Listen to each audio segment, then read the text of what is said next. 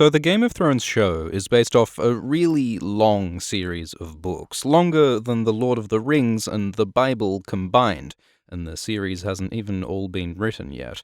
So to fit this huge story into 73 hours of TV, the show cuts out a lot of characters and plots from the books, which kinda sucks because a lot of them are really cool and mysterious.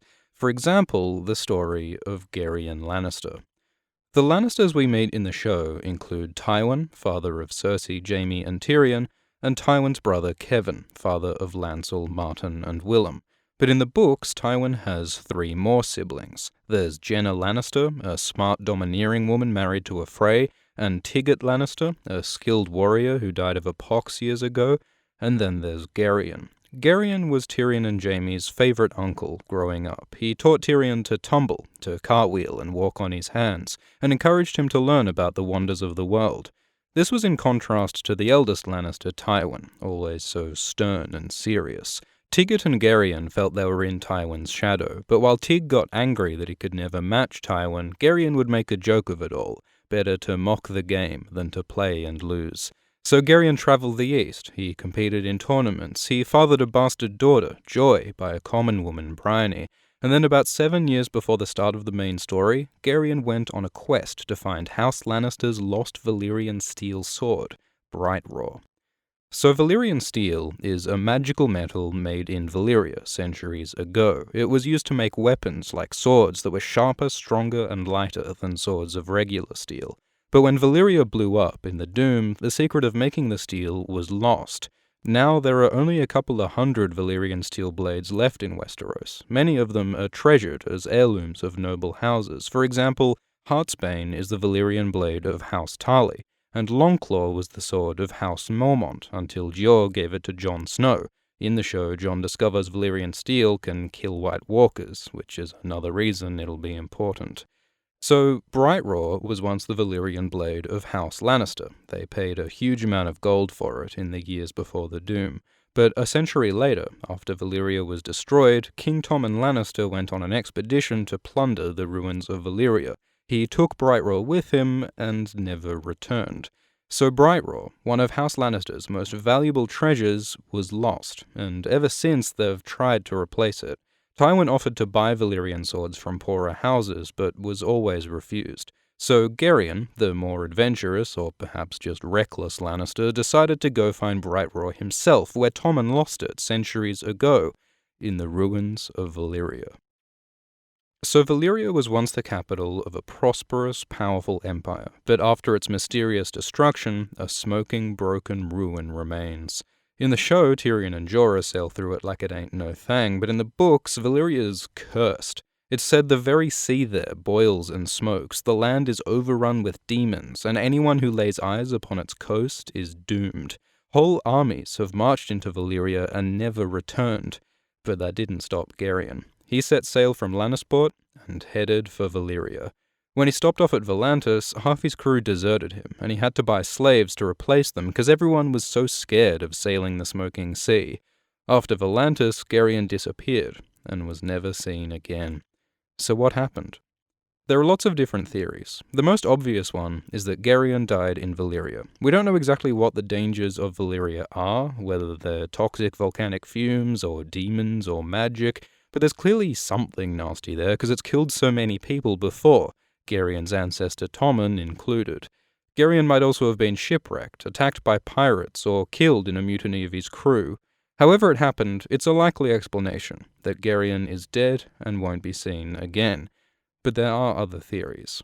Not everyone who sailed to Valyria has died. Euron Greyjoy claims to have been there, and it looks like he's telling the truth, because in the books he has a Valyrian dragon horn and a set of Valyrian steel armor. If Euron has been to Valyria, and Gerion apparently died there, maybe Euron and Gerion ran into each other. Maybe Euron killed or captured Gerion. Maybe Gerion is one of the mute oarsmen on Euron's ship, the Silence. But this is unlikely because of the timelines. Gerion sailed for Valyria about 8 years ago, but Euron went on his big voyage about 2 years ago. So unless Gerion was hanging around in Valyria for 6 years, he wouldn't have met Euron there. Another theory is that Gerion became the Corsair King, a pirate who's been mentioned raiding around the Summer Isles, but again, the timeline doesn't fit. The Corsair King is new, only recently started raiding, so if the Corsair is Gerion, what was he doing these last 8 years? One of the crazier theories is that Gerion is the Shrouded Lord, a mysterious mystical figure who lives in the Sorrows, which Tyrion passes through in Dance. YouTuber Preston Jacobs argues that the Lord seems to spare Tyrion from getting grayscale from stone men, that both Gerion and the Shrouded Lord are associated with laughter, and that the Lord must look like Gerion because Tyrion dreams of the Lord being Tywin. It's a fun idea, but the text doesn't really support it. The dream has nothing to do with Gerion, the laughter connection is barely mentioned in the text, and the Lord sparing Tyrion is tenuous at best. To complicate things some more, it is mentioned that this Corsair King supposedly is the current Shrouded Lord, so shit's most assuredly confusing and complex, but in the end, there's just no strong evidence that Gerion is the Shrouded Lord or the Corsair King or anybody else. Not every missing character has a twist and a secret identity. Gerion probably is just dead in Valyria, but there's still another theory to address. It's about a woman called the Sailor's Wife, a prostitute in Braavos who only beds the men who marry her in fun little temporary wedding ceremonies. The Sailor's Wife has a daughter called Lanna, who has fine long golden hair. Blonde hair and the name Lanna make the girl sound like a Lannister, right? And we hear that the Sailor's Wife prays for her first husband, her true husband, her old love, who had been lost at sea. Maybe the Sailor's Wife's first husband, and the father of her blonde daughter Lanna, is Gerion Lannister. Gerion was lost at sea, that's the exact phrase consistently used to describe him, and Gerion would explain Lanna's blonde hair and name. Further, the fortune-teller Yena claims that the Sailor's Wife's husband is dead, which fits the idea that Gerion died in Valyria. So this seems like a pretty strong theory, but again, the timing's tricky. Lanna is 14 in the 4th book, which means she was fathered years before Gerion sailed to find Brightroar, which is fine, because we know he travelled the east before, but remember Gerion's daughter Joy?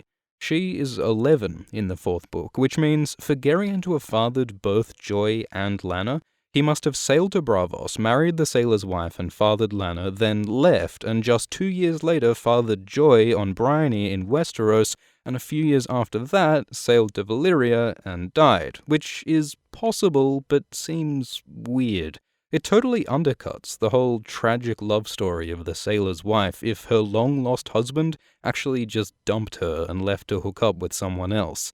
Also, the Sailor's Wife was no older than 14 when her husband left, and she and her child both work as prostitutes to support themselves. Why would Gerion not just send a little Lannister gold their way at some point? Joy seems to be pretty well supported. Why treat the Sailor's Wife differently?